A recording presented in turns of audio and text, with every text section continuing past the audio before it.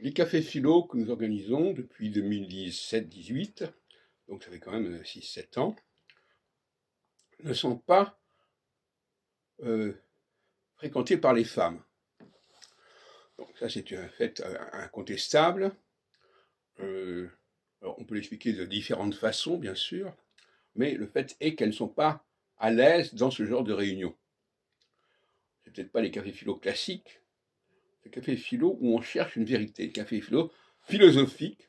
Qu'est-ce que c'est pour moi la philosophie? C'est la recherche de vérité ensemble, dans l'espace et dans le temps.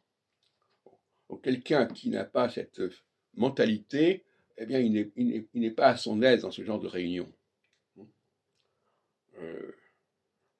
Les gens qui sont là pour affirmer leur individualité, on dit moi je pense comme ça, c'est ma position, j'y tiens et je la garde.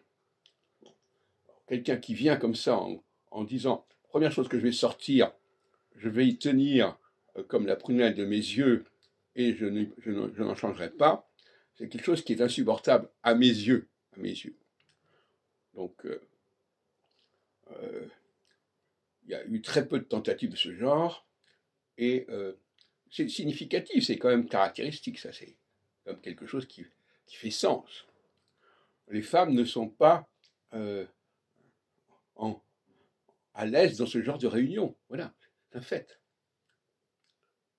Et elles nous mettent mal à l'aise aussi, de cette manière. Pourquoi? Parce que la parole pour elles, c'est quelque chose de l'ordre de la liberté.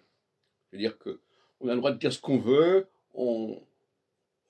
c'est une espèce d'hubris, on est dans l'hubris. Or, pour moi, le café philo, plutôt de l'ordre de la catharsis, c'est ça la différence.